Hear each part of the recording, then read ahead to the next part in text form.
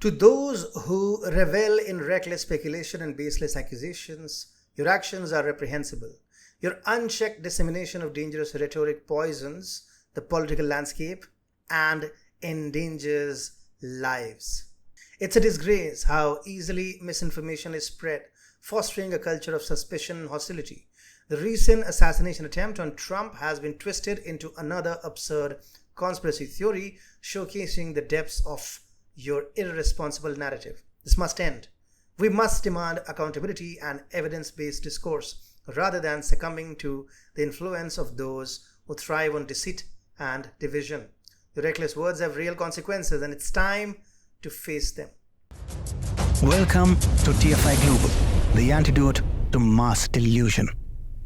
Americans from all political backgrounds were confronted with a stark reminder. Donald Trump remains a formidable force, not easily subdued. Yet this fact does little to elevate the toxic media environment poisoning US politics. It was inevitable.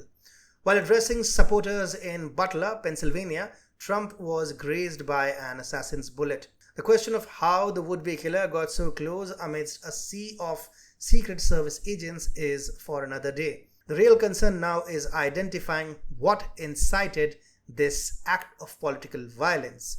The real concern now is finding they who motivated Trump's assassin. Some commentators pointed fingers at Joe Biden's reckless remarks on a donor call earlier this month, where he reportedly stated, "I have one job and that's to beat Donald Trump. It's time to put Trump in a bullseye." Ohio Senator J.D. Vance, and now the running mate for Donald Trump, echoed this sentiment on X, asserting the central premise of the Biden campaign is that President Donald Trump is an authoritarian fascist who must be stopped at all costs. That rhetoric led directly to President Trump's attempted assassination. While Vance's point holds some truth, the media, which gleefully amplifies such dangerous rhetoric, must also be held accountable for the prevailing atmosphere of hate.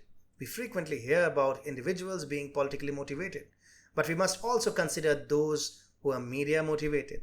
Take, for instance, last month's issue of the New Republic, a left-leaning political journal which featured Trump depicted as Adolf Hitler with the caption, "American Fascism, What It Would Look Like." On the day of the shooting, however, the journal sang a different tune. Columnist Michael Tomasky wrote, "As I write these words, we don't know what motivated 20-year-old Thomas Matthew Crooks to try to assassinate Donald Trump. But whatever his motivation, the act is not isolated. We entered a very dark period long ago, and there is no end in sight." Well, the hypocrisy is glaring. The absence of Trump with a Hitler mustache in Tomasky's article is no surprise.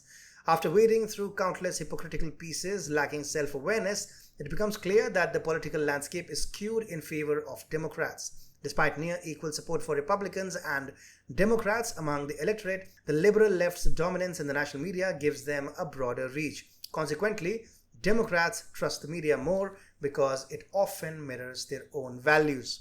According to a recent Gallup poll, a record high 39% of Americans have no trust in the media, a number that has risen since 2018. Delving deeper into these statistics reveals a disturbing trend.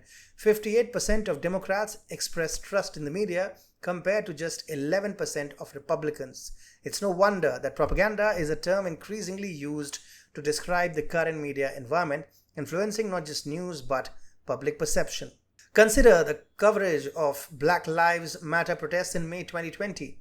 Amid the chaos following George Floyd's death, pro-Democrat channels like PBS, ABC, CBS, NBC, and CNN displayed a shocking level of sympathy towards the riots, while only Fox News and few pro-Republican outlets reported on the violence itself. CNN faced widespread ridicule for a segment showing a reporter in front of a burning building with the caption, "Fiery but mostly peaceful protests."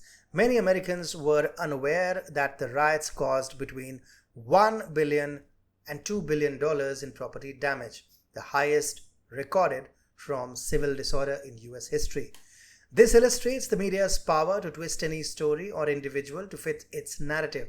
Given that the media has long targeted Trump, it is no surprise that a lone madman nearly succeeded in taking his life.